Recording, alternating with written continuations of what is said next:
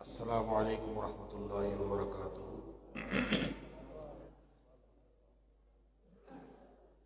الحمدللہ الحمدللہ وکفا وسلام علی عبادہ الذین اصطفیٰ۔ اشہد ان لا الہ الا اللہ وحدہ لا شریک لہ واشہد ان محمدا عبدہ ورسولہ صلی اللہ علیہ وآلہ وسلم۔ اللہم صلی علی محمد وعلی آل محمد کما صلیت علی ابراہیم وعلی آل ابراہیم انک حمید مجید۔ اللہم بارک علی محمد وعلی آل محمد کما بارکت علی ابراہیم وعلی آل ابراہیم انک حمید مجید۔ اما بعد،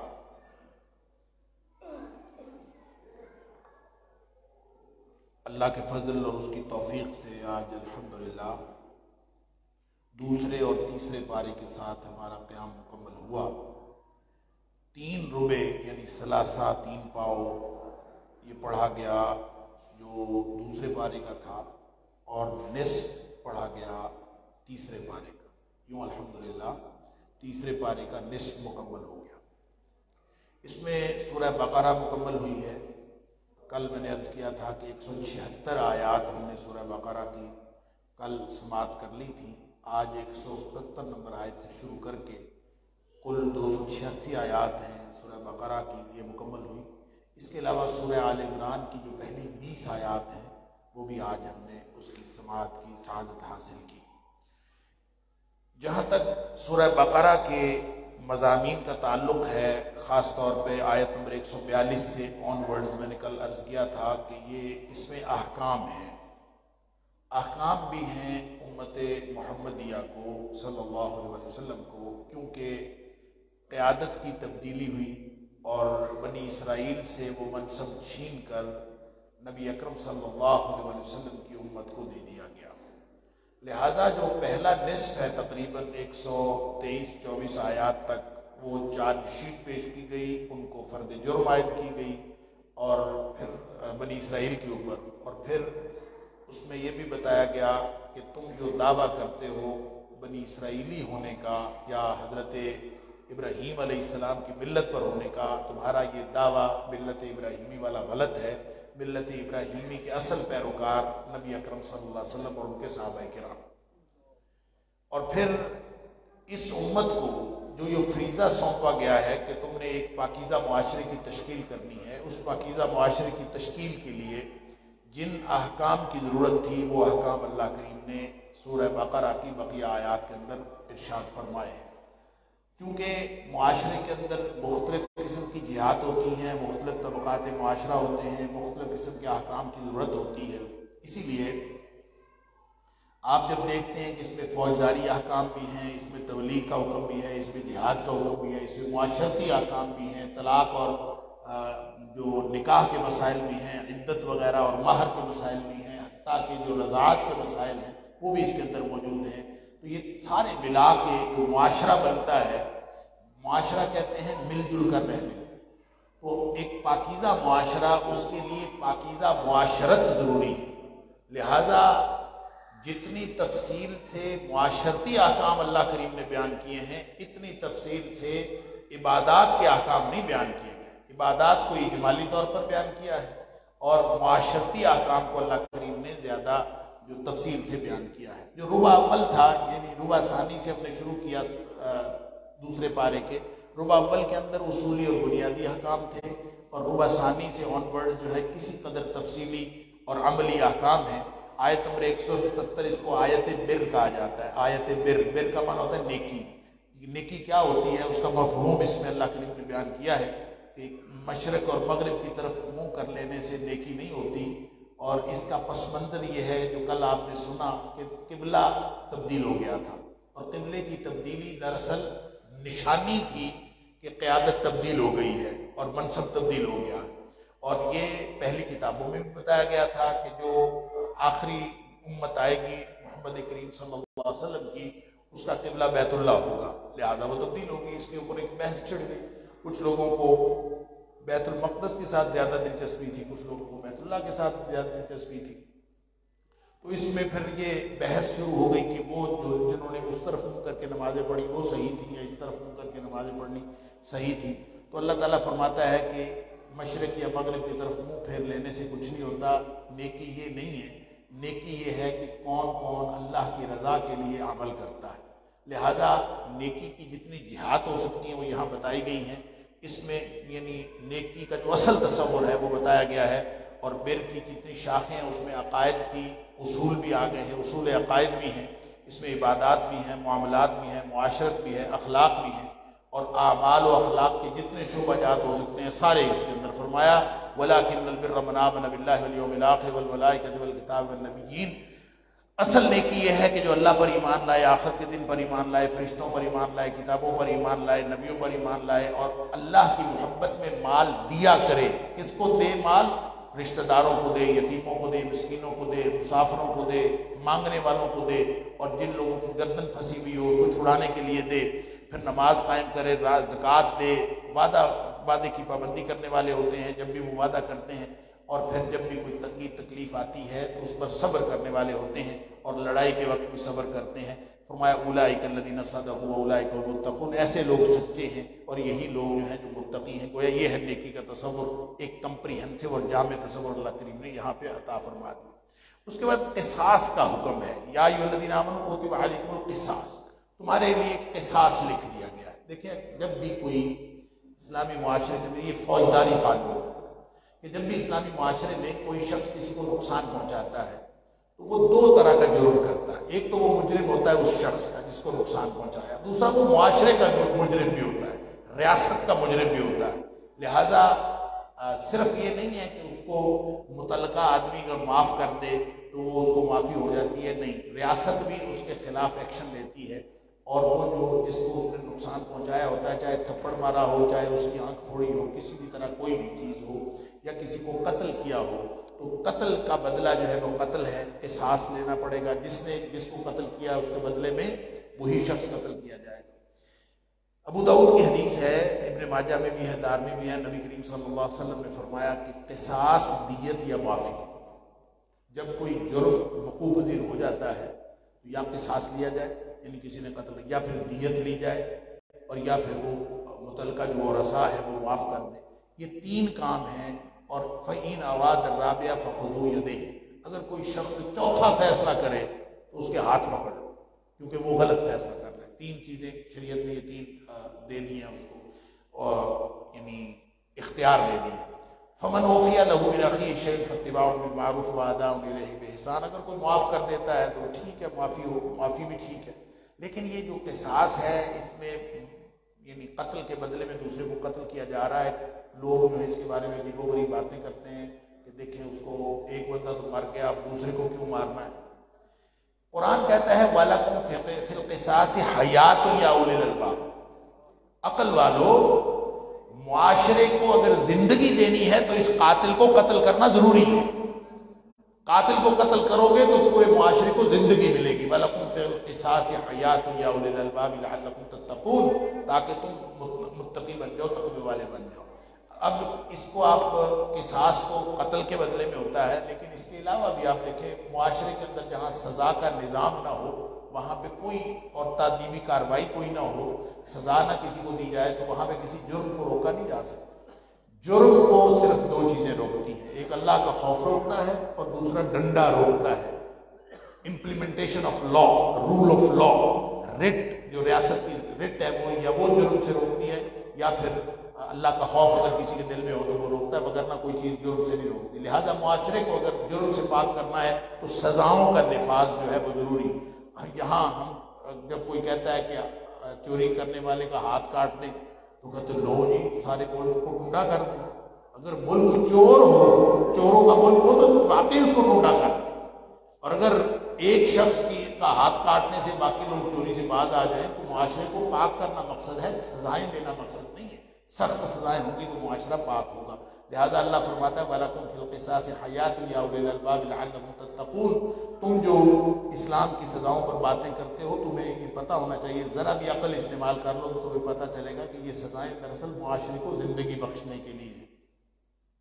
پھر آگے روزے کا حکم ہے آیت نمبر 183 سے 87 تک کہ روزے تم سے پہلے لوگوں پر بھی فرض کیے گئے اور تم پر بھی فرض کیے گئے، ان کا مقصد بھی ہے تتقون، تاکہ تم متقی بن جاؤ۔ لیکن متقی بننا کا مطلب یہ ہے کہ ہر دم احساس رہے کہ کہیں میرا اللہ ناراض نہ ہو جائے، اور ہر دم احساس رہے کہ میں اللہ کی رضامندی سے محروم نہ رہ جاؤں۔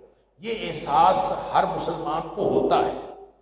اگر وہ نمازیں پڑھتا ہے یہ احساس ہوتا ہے، اگر وہ ذکر اذکار کرتا ہے اس کو احساس ہوتا ہے، وہ نیکی کرتا جائے یہ احساس بڑھتا جاتا ہے، انسان متقی ہوتا جاتا ہے۔ یا ایھا الناس اعبدوا ربکم الذی خلقکم والذین من قبلکم لعلکم تتقون، ہم پیچھے پڑھ رہے ہیں تیسرے رکوع میں سورہ بقرہ، کہ ہر بندگی کرنے سے انسان کے دل میں یہ احساس زیادہ پختہ ہوتا ہے اور انسان عمل کی طرف زیادہ کشش محسوس کرتا ہے، آہستہ آہستہ نیکی کی طرف چلتا چلا جاتا ہے۔ لیکن سب سے زیادہ، یعنی اگر کوئی ایک عمل کرنے سے وہ ایک قدم تقوی کی طرف جاتا ہے اور اس کے اندر یہ احساس، اس کا دل پاک ہوتا ہے، دل نرم ہوتا ہے، تو سب سے زیادہ جس چیز سے تقوی پیدا ہوتا ہے وہ روزہ۔ یعنی باقی اگر ایک ایک قدم انسان تقوی کی طرف بڑھتا ہے تو روزے سے یوں سمجھے 10 قدم آگے بڑھ جاتا ہے۔ اس سے زیادہ کوئی تقوی پیدا کرنے والی چیز کوئی نہیں۔ اس کی وجہ یہ ہے کہ تقوی، روزہ ایک ایسی عبادت ہے جس کا گواہ اللہ کے علاوہ اور کوئی نہیں ہوتا۔ ہم سب بیٹھے ہوئے ہیں، اب اس وقت تو رات کا موقع ہے، دن کیوں بھی کوئی ہم ایک دوسرے کو دیکھ کر نہیں پہچان سکتے کہ کس کا روزہ ہے کس کا نہیں روزہ۔ یہ روزے کا تعلق اللہ کے ساتھ، اسی لیے اللہ تعالیٰ نے فرمایا صوم لی وانا اجزی بہ، روزہ میرے لیے ہے، میں ہی روزے کی جزا دوں گا، اس کا ثواب ہے ہی کوئی نہیں، کتنا ہے اللہ کو پتہ ہے، کوئی کیلکولیٹڈ ثواب نہیں ہے۔ دوسری اس کی قرات یہ ہے، یہ بھی الصوم لی وانا اجزی بہ، روزہ میرے لیے ہے اور میں خود اس کی جزا ہوں، یعنی اللہ خود اس کی جزا بن جاتا ہے جو شخص اللہ کے لیے روزہ رکھتا ہے۔ بہرحال اس میں فرمایا کہ یہ رمضان کے مہینے کا تعارف پتہ کیا ہے؟ شہر رمضان، یہ رمضان کا مہینہ تمہیں لگتا ہے بڑی برکتیں، بڑی سعادتیں، اس کے اندر موجیں لگی ہوئی ہیں اور نیکیوں کا موسم بہار ہے، اس کا تعارف پتہ کیا ہے؟ انزل فیہ القرآن۔ اس کا تعارف یہ ہے، اس کی عظمت کی وجہ یہ ہے کہ اس میں قرآن نازل کیا گیا۔ تو قرآن، یہ تعارف رمضان کا، یہ شہر رمضان الذی انزل فیہ القرآن، اس میں قرآن نازل کیا، اور قرآن اصل میں اللہ کا کلام ہے۔ رمضان بھی عظمت والا مہینہ ہے، قرآن بھی عظمت والی کتاب ہے۔ قرآن کی عظمت زیادہ ہے کہ رمضان کی عظمت زیادہ ہے؟ سادہ سی بات ہے کہ قرآن اللہ کا کلام ہے، اللہ کی صفت کلام ہے، اللہ کی صفت کلام کو مخلوق کے اوپر برتری حاصل ہے۔ رمضان ایک زمان کی چیز ہے، زمانے کی چیز ہے، وقت کی، وہ مخلوق میں سے ہے، لہذا صفت کلام اللہ کی وہ مخلوق کے اوپر حاوی ہے، اس سے افضل ہے۔ یہ کیسے ہو سکتا ہے کہ وہ دونوں کی فضیلت ایک جیسی ہو؟ رمضان کی فضیلت قرآن کی وجہ سے، اور ویسے بھی ہم دیکھتے ہیں کہ قرآن جو ہے وہ زمان کے ساتھ یا مکان کے ساتھ یا جگہ کے ساتھ یا کسی شخص کے ساتھ جہاں قرآن جڑ جاتا ہے، کیونکہ قرآن کے ساتھ جڑنے کا حکم ہے کہ نبی پاک صلی اللہ علیہ وسلم فرمایا ان ھذا القرآن سبب، یہ قرآن رسی ہے، تعارفوا بید اللہ وتعارفوا بایدیکم، اس کا ایک سرا اللہ کے ہاتھ میں، ایک سرا تمہارے ہاتھ میں، فتمسکوا بہ، اس کے ساتھ جڑ جاؤ۔ جڑ جاؤ گے تو کیا ہوگا؟ بڑی فضیلتیں ہیں، لیکن یہاں دو فضیلتوں کا ذکر کیا، لن تضلوا ولن تہلکوا بعد ابدا، اگر قرآن سے جڑ جاؤ گے تو کبھی گمراہ نہیں ہوگے اور کبھی برباد نہیں ہوگے، اللہ کی طرف سے گارنٹی نبی پاک صلی اللہ علیہ وسلم۔ لہذا قرآن کے ساتھ جڑنے سے رمضان عظیم ہوا ہے۔ جس مہینے میں قرآن نازل ہوا وہ مہینہ عظیم، جس رات میں قرآن نازل ہوا وہ ساری راتوں سے، 1000 مہینے سے بہتر ہو گئی۔ جس ہستی پر نازل ہوا وہ ہستی نبیوں کی سردار بن گئی۔ جس دھرتی پر نازل ہوا وہ دھرتی باقی ساری دھرتیوں سے عظیم ہو گئی، اور جو فرشتہ لے کے آیا کہ اس کو یہ سعادت ملی کہ وہ وہاں سے لے کے آیا، وہ فرشتہ سارے فرشتوں کا سردار بن گیا۔ گویا جس کے ساتھ قرآن جڑتا ہے اس کو حضرت ملتی ہے۔ شہر رمضان الذی انزل فیہ القرآن، رمضان کی جو فضیلت ہے وہ قرآن کی وجہ سے ہے، گویا یہ بتایا۔ لہذا اب اس مہینے کا فمن شاہد منکم الشہر فلیصمہ، اب اس مہینے کا پروٹوکول یہ ہے کہ جو شخص بھی اس مہینے میں ہو اس کو روزہ رکھنا پڑے۔ اب یہ روزہ رکھنا اس کی عظمت کی وجہ سے، باقی اگر کوئی مریض ہو، کوئی بیمار ہو، اس کو وہ دوسرے دنوں میں گنتی پوری کر لینے کی اجازت ہے۔ اللہ تمہارے لیے آسانی چاہتا ہے، مشکل نہیں چاہتا۔ پھر اس کے بعد روزے کے ضمن میں زوجین کا ذکر ہے۔ اصل میں روزے میں جو جن چیزوں سے روکا جاتا ہے اس کو کہا جاتا ہے مفطرات ثلاثہ، کھانا پینا اور تعلق زوجیت قائم کرنا، یہ 3 چیزیں جو ہیں بڑی جس سے روکا جاتا ہے۔ اس کے علاوہ صرف روزہ جو ہے یہ ان 3 چیزوں سے نہیں ہوتا، روزہ پورے جسم کا ہوتا ہے، آنکھوں کا بھی روزہ ہوتا ہے، کانوں کا بھی روزہ ہوتا ہے، ہر چیز کا روزہ ہوتا ہے۔ تو اس میں جو ہے بعض مفسرین نے لکھا ہے کہ ایک واقعہ ہوا کہ ایک شخص جو ہے وہ روزے کی حالت میں اس سے رہا نہیں گیا، اس نے تعلق زوجیت قائم کر لیا، اس لیے کہ اس وقت 24 گھنٹے کا روزہ ہوتا تھا، اور جو شخص آتا تھا واپس آ کے وہ اپنے کام کاج سے آیا کوئی شخص اور آ کے سویا، اور جو شخص سو جاتا تھا اس کا روزہ شروع ہو جاتا، اور اس کے اہل خانہ کھانا بنا رہے تھے اور سو گیا بیچارہ، اس کا پھر اگلے دن حالت اس کی غیر ہو گئی۔ پھر اسی طرح سے لوگ یہ پوچھتے تھے کہ اب اس کا مطلب ہے پورا مہینہ تعلق زوجیت قائم نہیں کر سکتے، تو یہ مشکلات تھیں۔ اللہ چونکہ آسانی چاہتا ہے تو اللہ تعالیٰ نے پھر آسانی دے دی۔ آپ اللہ تعالیٰ نے فرمایا احل لکم لیلۃ الصیام الرفث الی نسائکم، جو راتیں ہیں اس میں اجازت ہوگی، کھانے پینے کی بھی ہر چیز کی اجازت ہوگی، یہ آسانی اس امت کے لیے اللہ تعالیٰ نے عطا فرما دی۔ اور پھر فرمایا ہن لباس لکم وانتم لباس لہن، اس ضمن میں یہ فرمایا کہ مرد عورت کا لباس ہے، شوہر اور بیوی دونوں ایک دوسرے کا لباس ہے، لباس بڑا کچھ چھپا دیتا ہے، اور پھر لباس جو ہے وہ حفاظت بھی کرتا ہے، موسم کی شدت، ادھر ادھر زندگی کی تلخیاں، تو لباس کی جو تشبیہ ہے اس قدر خوبصورت تشبیہ ہے کہ اگر مرد اور عورت میاں بیوی دونوں یہ سمجھ لیں کہ ہم ایک دوسرے کا لباس ہیں تو اس سے زندگی بہت خوبصورت بن جاتی ہے، سطر پوشی کا کام بھی کرتا ہے، شدت موسم سے بچاتا بھی ہے، حسن کا ذریعہ بھی ہوتا ہے، وقار کا ذریعہ بھی ہوتا ہے، میاں بیوی ایک دوسرے کا وقار ہوتے ہیں، ایک دوسرے کے خلاف باتیں کر کے ایک دوسرے کو ذلیل نہ کریں بلکہ ایک دوسرے کا وقار بنے۔ اس کے بعد فرمایا کہ رشوت کا مال جو ہے، ناحق مال کھانا، یہ جھوٹے مقدمات، یہ کوئی شخص جو ہے وہ عدالت میں مقدمہ کرتا ہے، جھوٹا مقدمہ کرتا ہے، جج کو تو نہیں پتا مقدمہ جھوٹا ہے کہ سچا ہے، لہذا اگر وہ مقدمے کا فیصلہ اپنے حق میں کروا بھی لے تو بھی اس کے لیے وہ حرام۔ نبی کریم صلی اللہ علیہ وسلم کے پاس بھی لوگ لے کے آتے تھے اس طرح کا کوئی جھگڑا، تو نبی کریم صلی اللہ علیہ وسلم فرمایا میں بھی اگر فیصلہ کر دوں، تمہارے بعد لوگ اپنی چتر زبانی سے فیصلہ کروا لیتے ہیں، میں بھی اگر فیصلہ کر دوں تو بھی وہ اس کے لیے جائز نہیں ہو جاتا، کیونکہ بعض اوقات حقائق چھپا کے جج سے فیصلہ لے لیا جاتا ہے۔ پھر آگے قمری کیلنڈر کا ذکر ہے، یسألونک عن الأہلہ، آپ سے سوال کرتے ہیں چاندوں کے بارے میں، چاند کیوں نکلتے ہیں، کیا مسئلہ ہے؟ قل ہی مواقیت للناس والحج، یہ اے حبیب صلی اللہ علیہ وسلم آپ بتا دیجئے کہ یہ لوگوں کے لیے وقت کا تعین کرتے ہیں، یہ چاند نکلتا ہے تو پتہ چلتا ہے مہینہ ہو گیا، تاریخ بدل گئی، چاند سے یہ قمری کیلنڈر کی جو تاریخ بدلتی ہے، اور پھر حج کا تعین بھی اسی سے ہوتا ہے، رمضان کا تعین بھی اسی سے ہوتا ہے، ہر چیز کا تعین اسی سے ہوتا ہے۔ یہ کل پرسوں جو ہم نے دیکھا کہ وہ جناب رات 10:15 بجے چاند نکلا، اور بڑا لوگوں کو پریشانی ہے کہ جناب یہ اتنی دیر سے کیا ہوا۔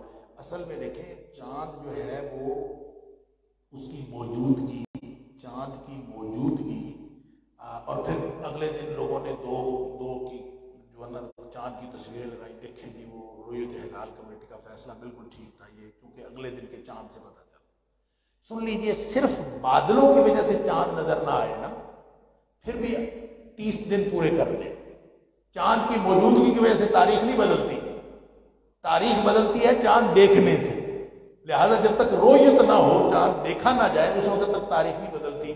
سائنٹیفکلی کہا جائے کہ چاند موجود ہے، نظر آنے کے قابل ہے، حتیٰ کہ آپ بادلوں کے اوپر جا کے جہاز سے جا کے دیکھ لیں، جیسے اس دفعہ بھی سنا ہے کہ بعض لوگوں نے جہاز کے اوپر دیکھا، بادلوں سے اوپر جا کے آپ جہاز سے دیکھ لیں، تو اس کا مطلب یہ ہے کہ وہ جہاز والی رؤیت کا اعتبار نہیں ہوگا، کیونکہ نبی پاک صلی اللہ علیہ وسلم فَإِنْ غُمَّ عَلَيْكُمْ، اگر تمہارے اوپر بادلوں کی وجہ سے چاند نظر نہ آ سکے تو پھر 30 دن پورے کرنے ہیں۔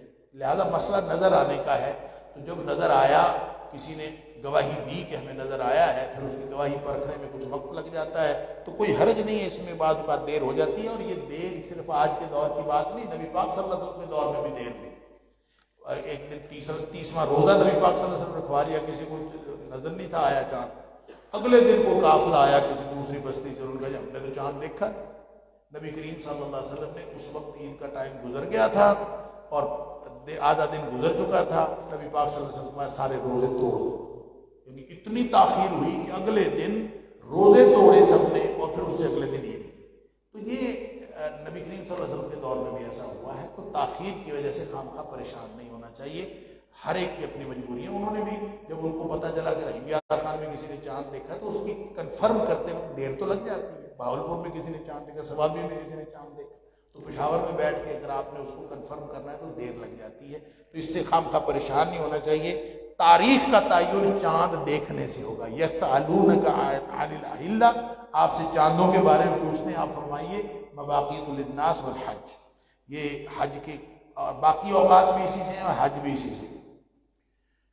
پھر اس کے بعد جہاد و قتال کا حکم ہے آیت نمبر 190 سے 194 تک. اور یہ جہاد جو ہے، قتال جس کو یہ دیکھیں، جہاد کی کئی قسمیں ہیں. آپ جو بھی کام کرتے ہیں دین کے لیے کوشش جدوجہد، وہ جہاد ہے.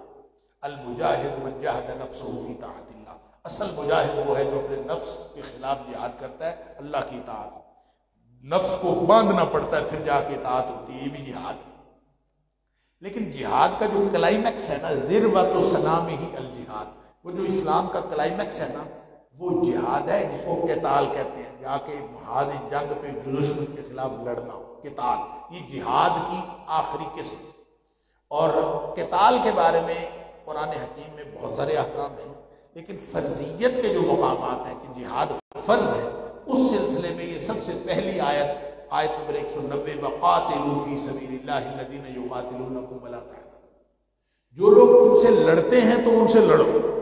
لہذا فرضیت کا پہلا مقام کیا ہوگا کہ جب کوئی آپ سے لڑے تو آپ نے اس سے لڑنا. تو اس کا مطلب ہے کوئی اگر آپ سے نہ لڑے تو پھر نہیں لڑنا. یہ جہاد کی فرضیت کی پہلی بنیاد ہے. باقی بھی آئیں گی. سورہ نساء کی آیت نمبر 75 ہے اور سورہ حج کی آیت نمبر 39 ہے. وہاں جب پہنچیں گے تو میں عرض کروں گا کہ 3 صورتیں جو ہیں کون کون سی جہاد کی.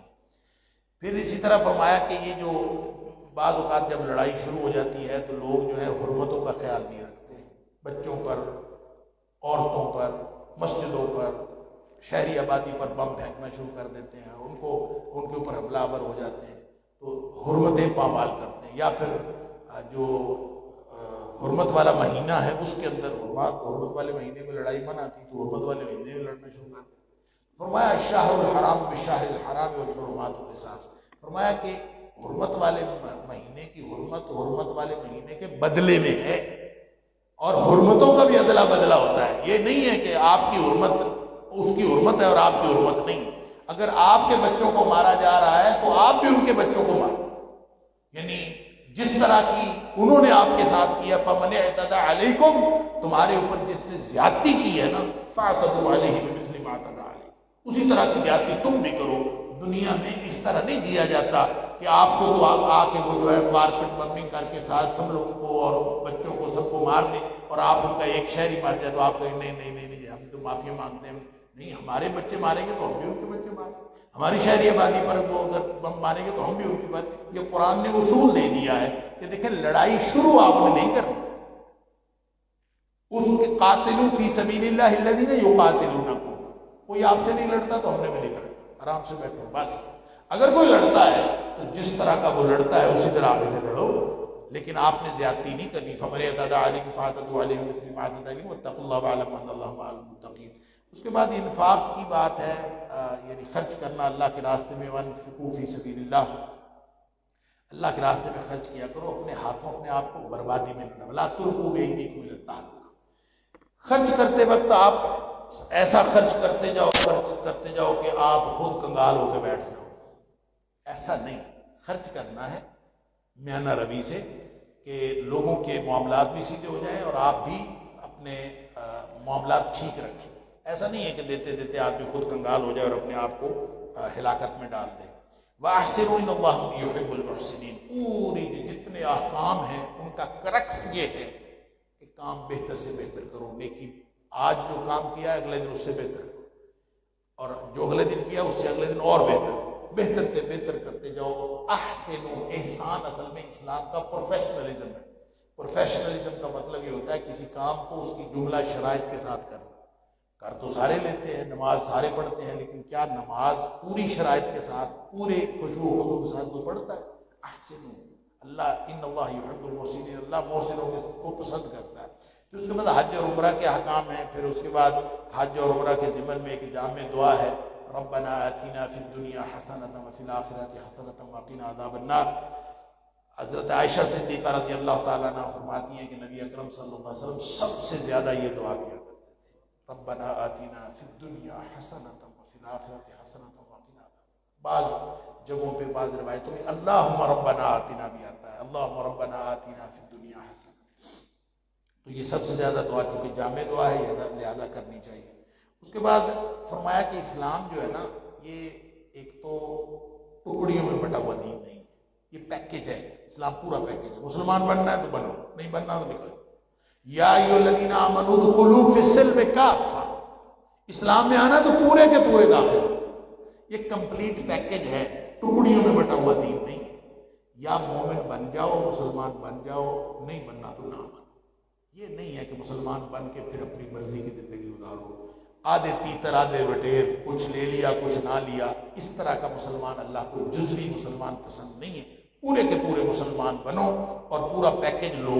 اگر اس میں سے چوائس جو پک اینڈ چوز ہے نا، میں یہ کر لوں گا یہ نہیں کروں گا، کوئی کہتا میں نمازی بن گیا ہوں مجھے خدمت خلق کی ضرورت نہیں، دوسرا کہتا میں خدمت خلق کر رہا ہوں مجھے نماز کی ضرورت نہیں۔ یہ سارا کچھ خدمت خلق بھی اسلام کا حصہ ہے، نماز بھی اسلام کا حصہ ہے، حقوق العباد بھی پورے کرنے، حقوق اللہ بھی پورا کرنے۔ لہٰذا فرمایا ولا تتبعوا خطوات الشیطان، شیطان کے قدموں کی پیروی نہ کرو۔ شیطان کے قدموں کی پیروی کا مطلب یہ ہے کہ شیطان سٹیپ بائی سٹیپ بہکاتا ہے، کبھی وہ ایک سٹیپ میں نہیں کہتا کہ چلو گناہ کرو، چلو حرام کاری کرو۔ انسان کے اندر آخر ضمیر ہے، یہ کوئی نہ کوئی آگے سے اڑی ڈال دیتا ہے کہ نہیں میں نہیں کرنا۔ تو شیطان سٹیپ بائی سٹیپ، اور کوئی بات نہیں، دیکھنے میں کیا حرج ہے، تھوڑا سا آگے، پھر یہ ایک قدم اٹھانے میں کیا حرج ہے، اور اس میں خیر ہے، ساری دنیا کر رہی ہے۔ کرتے کرتے کرتے کرتے آہستہ آہستہ یہ گناہ کی طرف لے کے جاتا ہے۔ تو پہلے سٹیپ پہ ہی شیطان کو روکنا ہے، ولا تتبعوا خطوات الشیطان، جو راستہ ہی برا ہے اس طرف کبھی نہیں جانا۔ پھر اس کے بعد اللہ کریم نے فرمایا آیت نمبر 213 میں کہ ابتداءً جو لوگ تھے وہ توحید پر تھے، سارے کے سارے لوگ۔ پھر اللہ نے فبعث اللہ النبیین مبشرین ومنذرین، پھر اللہ نے نبی بھیجے اور آہستہ آہستہ لوگوں کے کہ کوئی کیسا بن گیا، کوئی کیسا بن گیا۔ یہ امتحان کے لیے اللہ تعالیٰ نے ہر شخص کے اندر ٹینڈنسی رکھی تھی۔ پیدا تو ہر بچہ اس فطرت پہ ہوتا ہے جو اسلام ہے، کل مولود یولد علی الفطرہ۔ اسی طرح کان الناس امۃ واحدہ، لوگ بھی ایک جیسے ہی تھے۔ آہستہ آہستہ لوگوں کا اختلاف بڑھا، اللہ نے نبی بھیجے، نبی بھیج کے یہ امتحان تھا نا، تو حجت تمام کی، اور آہستہ آہستہ فما اختلف فیہ الا الذین اوتوہ من بعد ما جاءتہم البینات بغیا بینہم، آپس کی جو سرکشی ہے اور آپس کا جو بغض ہے، ایک دوسرے کے ساتھ جو لڑائی ہے اور ایک دوسرے کے ساتھ شریکہ ہے، اس نے جو ہے وہ لوگوں کو یعنی آپس میں اختلاف کر دیا ایک دوسرے کی ضد کی وجہ سے، وگرنہ کوئی ایسی اختلاف کی بات نہیں تھی، سارے نبیوں کا دین ایک تھا۔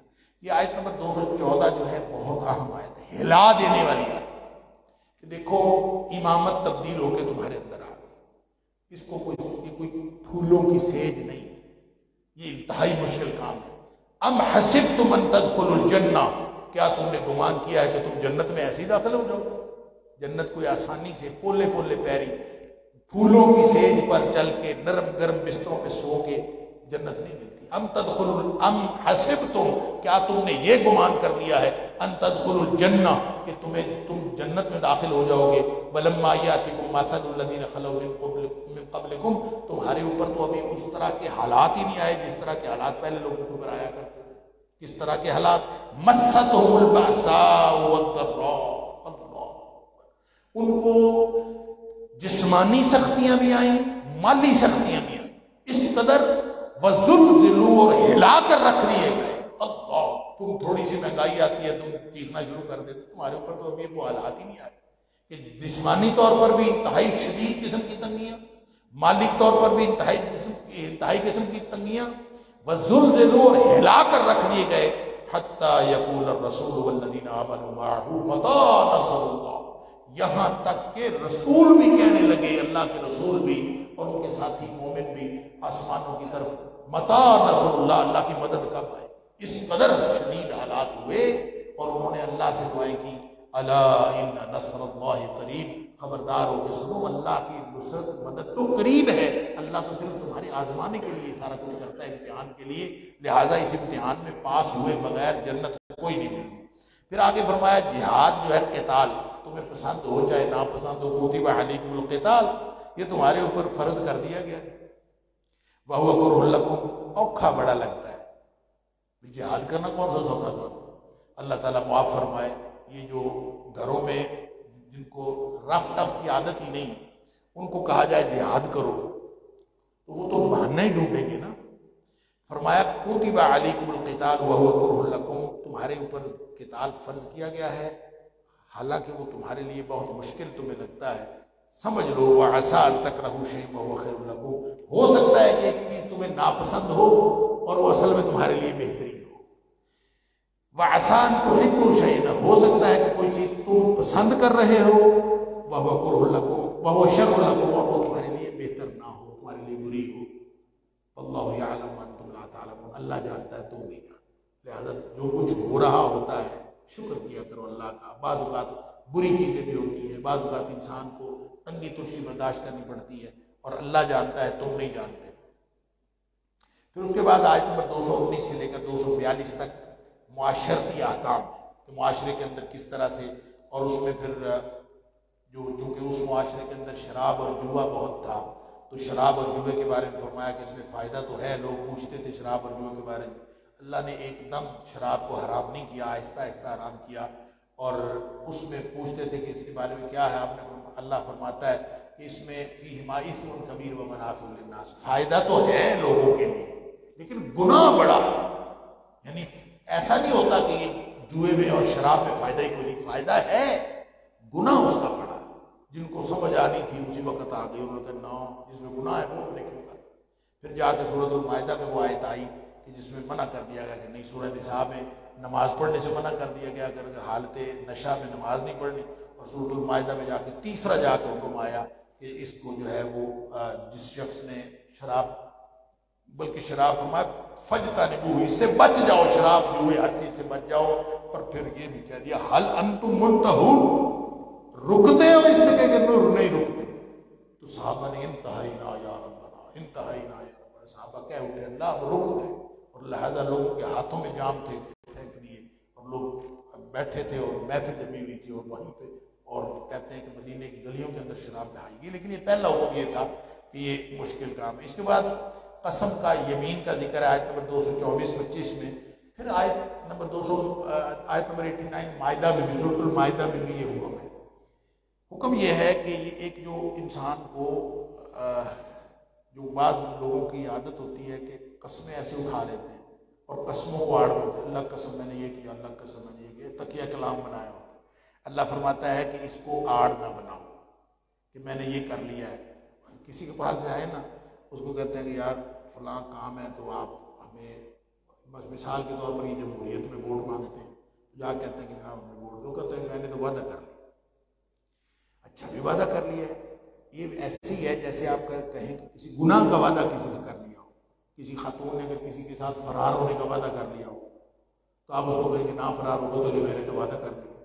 تو ایسے قسمیں اٹھا کے، چھوٹی چھوٹی قسمیں اٹھا کے اس کو اپنے وَلَا تَجْعَلُوا اللَّهَ عُرْضَةً لِأَيْمَانِكُمْ، اللہ کی قسمیں اٹھا کے تو اس کو آڑ نہ بناؤ، ان تبروا وتتقوا، کہ اس کی وجہ سے تم نیکی سے رک جاؤ یا تقوی سے رک جاؤ، یہ لوگوں کے درمیان صلح سے رک جاؤ۔ لا يُؤَاخِذُكُمُ اللَّهُ بِاللَّغْوِ فِي أَيْمَانِكُمْ، یہ ہے اصل حکم کہ اللہ تعالیٰ لغو قسموں پر مواخذہ نہیں کرتا۔ یہ جو ایسے خام خواہ فضول قسمیں لوگ اٹھا لیتے اس پر اللہ مواخذہ نہیں کرتا۔ وَلَٰكِنْ يُؤَاخِذُكُم بِمَا كَسَبَتْ قُلُوبُكُم، دل سے قسم اٹھائی جائے اس پہ، تو اس پر قسم کی کہتے ہیں 3 قسمیں، سورۃ المائدہ میں پہنچیں گے میں عرض کروں گا۔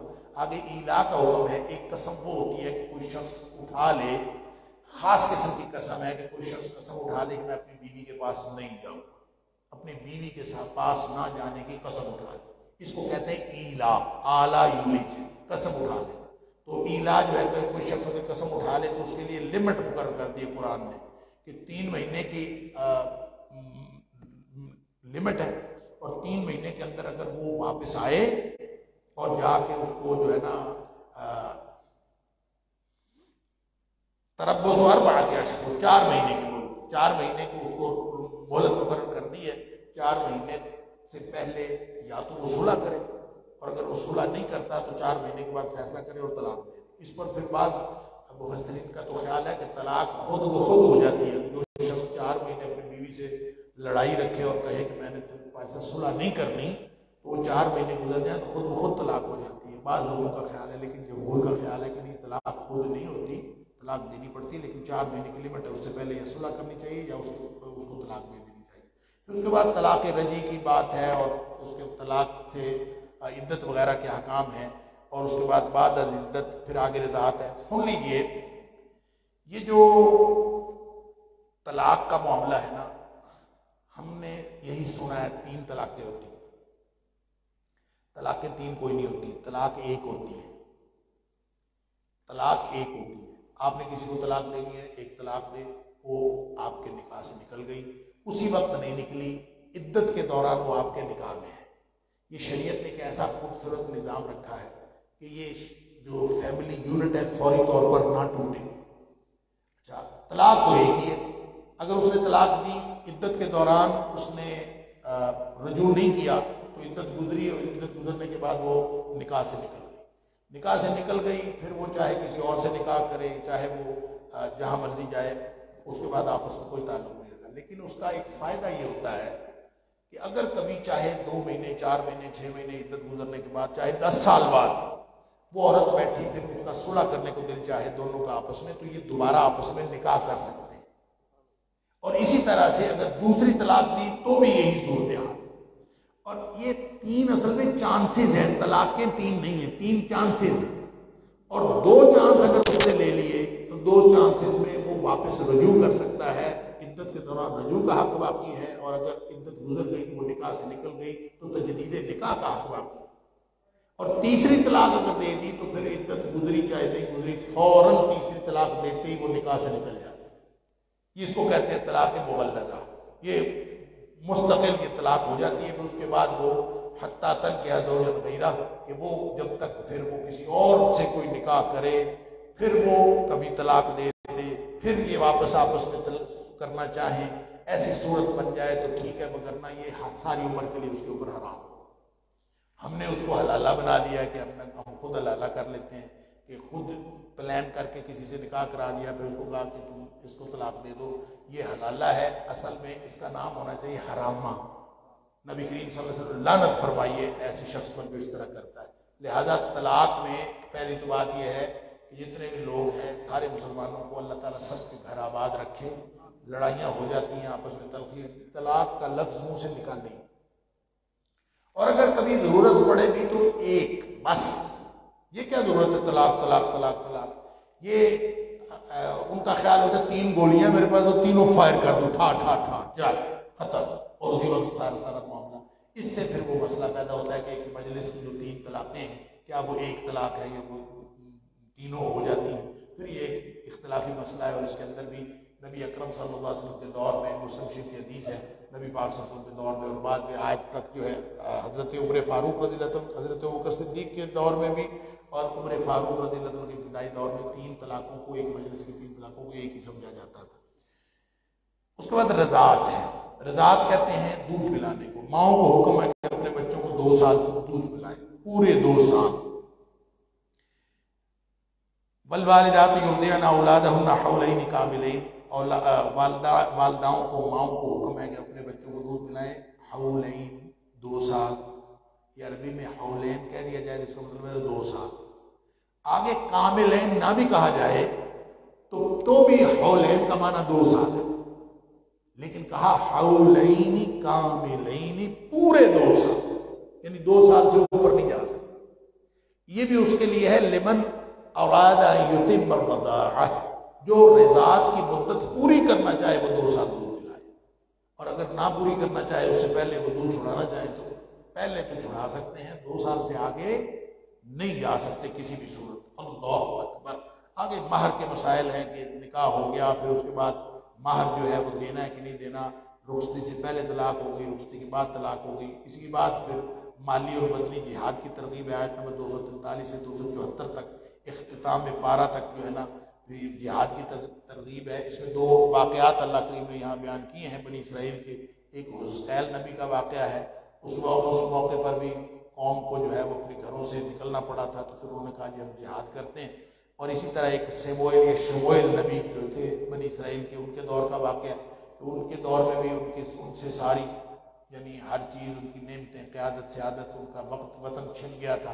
तो उन्होंने कहा जी आप हमें जो कोई नबी बूढ़े हो चुके थे, उन्होंने कहा ये हमारा एक अमीर मुकर्रर कर दें, एक बादशाह मुकर्रर कर दें, हम लड़ाई करते हैं, हम जंग करते हैं, जिहाद करते हैं। तो अल्लाह ताला ने नबी के ज़रिए से हुक्म दिया कि चलो जी, इनका जो तालूत है ना, ये इनका बादशाह है, इसके ये तुम्हारा लीडर है, इसके पीछे लगो और जाके तुम जिहाद करो।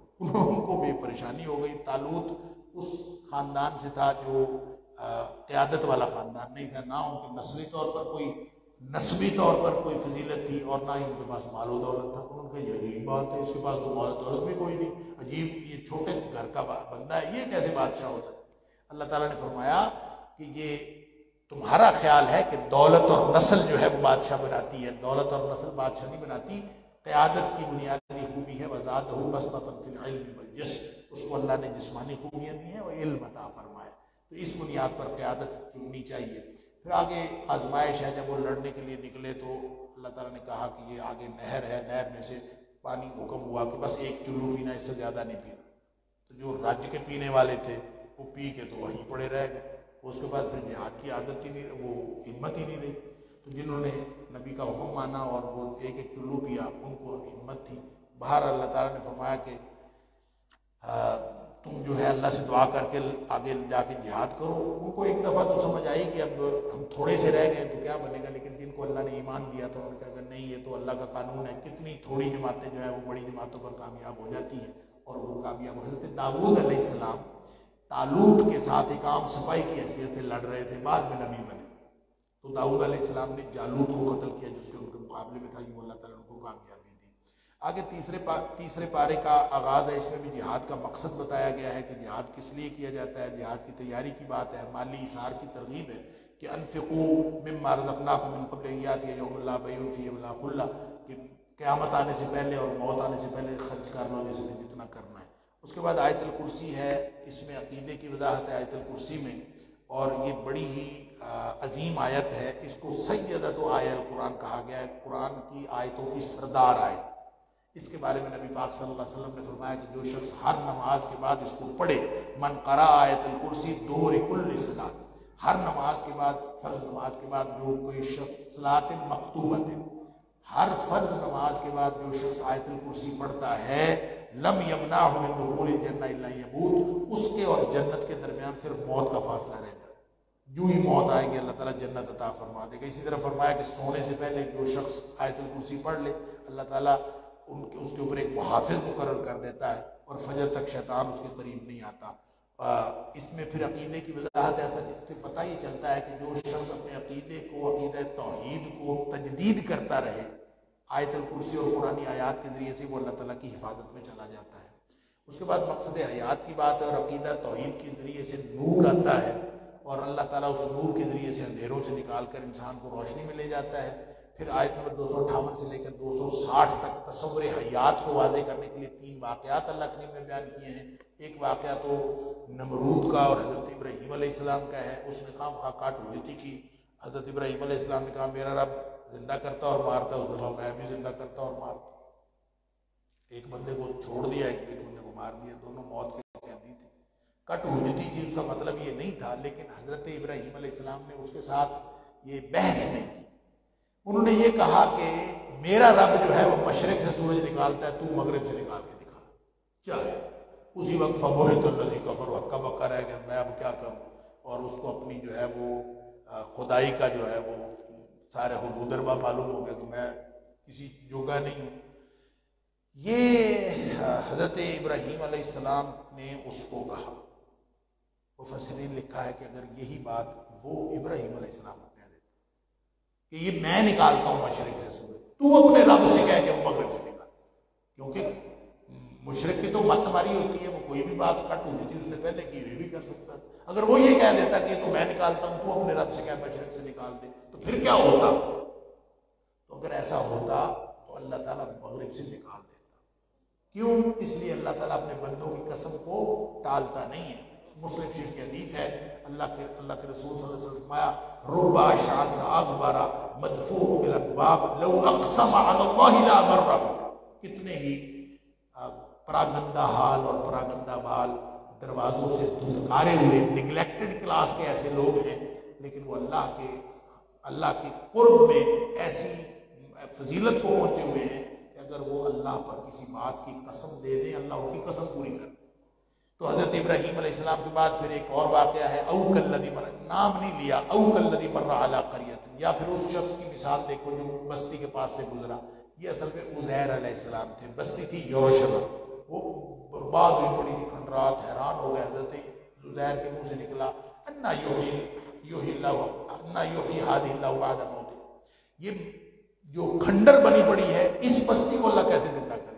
اللہ نے دکھانے کے لیے 100 سال کے لیے موت دے دی، 100 سال بعد جگایا۔ اب بندہ جو ہے ٹائم کا تو حساب لگاتا ہے، وہ اس کا تعلق تو کسی نہ کسی چیز کے ساتھ، تعلق کے ساتھ بندے کو سمجھ آتی ہے نا ٹائم کی، وگرنہ تو ٹائم کا سمجھ نہیں آتی۔ اٹھ کے دیکھا کھانا ویسے کا ویسا گرم اور تازہ، اور جو گدھا تھا اس کی ہڈیاں بکھری پڑی، یعنی دو مختلف قسم کے اثرات۔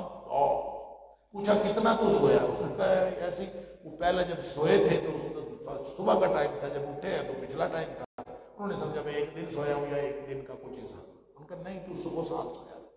حالات کیا ہے؟ کھانا ویسے ہی ہے اور گدھا بھرا پڑا ہے۔ اب انہوں نے کہا دیکھو ذرا گدھا کس طرح ہڈیاں ادھر ادھر سے آ کے جوڑی، گوشت چڑھا ہو، گدھا زندہ ہو گیا۔ فرمایا جس طرح اللہ نے اس کو زندہ کیا ہے نا 100 سال بعد، اس طرح اللہ تعالیٰ مردوں کو زندہ کرے گا۔ یہ تصور حیات اپنا درست کر لی۔ اسی طرح ابراہیم علیہ السلام نے اللہ تعالیٰ سے فرمایا، اللہ تعالیٰ سے عرض کی کہ اللہ ارنی کیف تحیی، اللہ مردوں کو تو کیسے زندہ کرے گا ذرا مجھے بتا۔ اللہ تعالیٰ نے پوچھا ایمان نہیں رکھتا؟ کہیں ایمان تو ہے۔ اب عزیر بھی نبی، ابراہیم بھی نبی، تو کیسے مردوں کو زندہ کرے گا؟ اس کا مطلب ہے ایمان رکھتے تھے، صرف شوق تھا دیکھنے کے لیے۔ تو اللہ تعالیٰ نے فرمایا 4 پرندے لے لو، ان کو اپنی طرف مانوس کرو، پھر ان کا ایک حصہ کر کے 4 پہاڑوں کے اوپر رکھ دو، پھر ان کو بلانا، وہ دوڑتے ہوئے تیرے پاس آ جائیں گے۔ وَاعْلَمْ أَنَّ اللَّهَ عَزِيزٌ حَكِيمٌ، پھر جان لینا کہ اللہ تعالیٰ ہر چیز کو کے اوپر غلبہ رکھنے والا اور حکمتوں والا ہے۔ اس کے بعد آیت نمبر 261 سے 283 تک اقتصادی اور اجتماعی نظام کے اصول ہیں، اور باہمی تعاون اور کفالت کا بہترین انتظام جو اللہ نے کیا وہ انفاق فی سبیل اللہ، لہذا سب سے زیادہ خرچ کیا کریں، اور جو خرچ کرتے ہیں یہ صرف وہ نہیں ہے جو زکوٰۃ ہے، اس کے علاوہ خرچ کیا کریں۔ فرمایا کہ اگر کوئی شخص خرچ کرتا ہے تو ہم نے اس کے لیے 700 گنا اجر رکھا ہے۔